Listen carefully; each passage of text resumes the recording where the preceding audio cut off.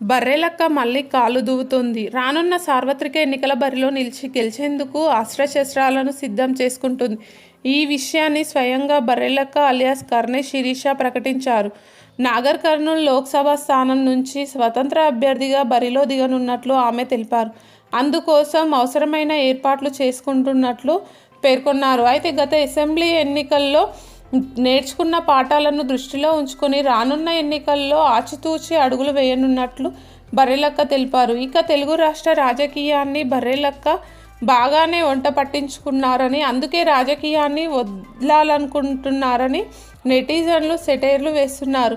ఇటీవల జరిగిన తెలంగాణ అసెంబ్లీ ఎన్నికల్లో కొల్లాపూర్ అసెంబ్లీ స్థానం నుంచి స్వతంత్ర అభ్యర్థిగా బరిలో దిగిన బర్రెలక్క పరాజయం పాలైన సంగతి తెలిసింది.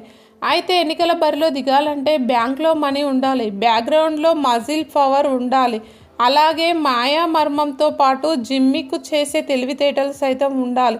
కానీ అవేమీ లేకుండానే అతి చిన్న వయసులో జస్ట్ 4 బర్రెలు కాసుకుంటూ జీవనం సాగిస్తున్న బర్రెలక్క ఇటీవలి తెలంగాణ అసెంబ్లీ ఎన్నికల్లో పోటీకి రెడీ అయిపోవడమే కాకుండా తన సోదరుడితో నడుచుకుంటూ వెళ్ళి మరీ ఎన్నికల రిటర్నింగ్ అధికారి కార్యాలయంలో నామినేషన్ దాఖలు చేసి వచ్చారు. అలా నామినేషన్ దాఖలు చేసి ఊరుకోకుండా తనదైన శైలిలో నియోజకవర్గంలో ప్రచారం చేసి పాపులర్ అయ్యారు. అయితే ఎన్నికల బరిలో నుంచి తప్పుకోవాలంటూ బెదిరింపులు వచ్చినా తగ్గేదేలే అంటూ ప్రచారంలో దూసుకుపోయారు. ఆ ఎన్నికలలో బర్రెలక్కకు నియోజకవర్గంలోని అన్ని వర్గాల ప్రజల నుంచి మద్దతు లభించింది. సామాజిక మాధ్యమంలో ఆమెకు మద్దతుగా నెటిజన్లు పోస్టులతో ఓ రేంజ్ హైప్ తీసుకువచ్చారు. దీంతో ఒక దశలో ఆమె గెలుపు నల్లేరు మీద నడకేనన్న భావన రాజకీయ వర్గాల్లో వ్యక్తమైంది. అయితే వాస్తవంలో మాత్రం ఆమెకు 5,000 పైచిలుకు ఓట్లు మాత్రమే పోలైనాయి. ఆ ఎన్నికలలో కాంగ్రెస్ అభ్యర్థి జూపల్లి కృష్ణారావు విజయం సాధించారు. ఆ తర్వాత రేవంత్ రెడ్డి క్యాబినెట్లో మంత్రిగా బాధ్యతలు చేపట్టారు. బర్రెలక్క స్వస్థలం నాగర్ కర్నూల్ జిల్లాలోని పెద్దకొత్తపల్లి మండలం మరికల్ గ్రామం. అంబేద్కర్ ఓపెన్ యూనివర్సిటీ నుంచి ఆమె బీకాం డిగ్రీ పట్టా అందుకుంది. ఆ తర్వాత ప్రభుత్వ ఉద్యోగం కోసం ప్రయత్నాలు ప్రారంభించిన తెలంగాణ పబ్లిక్ సర్వీస్ కమిషన్ నిర్వహిస్తున్న పరీక్షల్లో పేపర్ లీకేజ్లు చోటు చేసుకోవడంతో ఆ తీవ్ర నిరాశ చెంది ఎన్ని డిగ్రీలు చదివినా ఉద్యోగం రావటం లేదు, అందుకే బర్రెలు కాస్తున్నానంటూ నిరుద్యోగిగా శిరీష పోస్టు పెట్టిన ఓ వీడియో సోషల్ మీడియాను షేక్ చేసి పారేసింది. దీంతో శిరీష ఒక్కసారిగా బర్రెలక్కగా ఫేమస్ అయిపోయారు. అలా కొల్లాపూర్ అసెంబ్లీ స్థానం నుంచి స్వతంత్ర అభ్యర్థిగా బరిలో దిగిన ఆమెకు కేంద్ర ఎన్నికల సంఘం ఈల గుర్తు కేటాయించింది.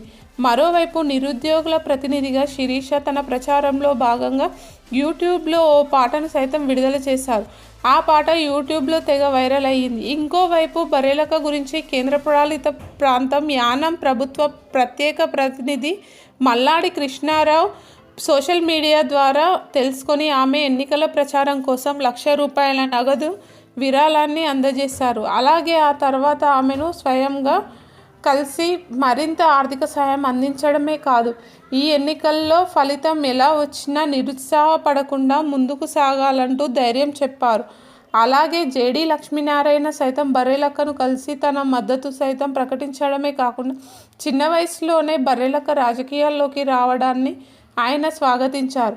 ఆమెను ఆదర్శంగా తీసుకొని యువత రాజకీయాల్లోకి రావాలని పిలుపు కూడా ఇచ్చారు. తెలంగాణలో మొత్తం 17 లోక్సభ స్థానాలు ఉన్నాయి.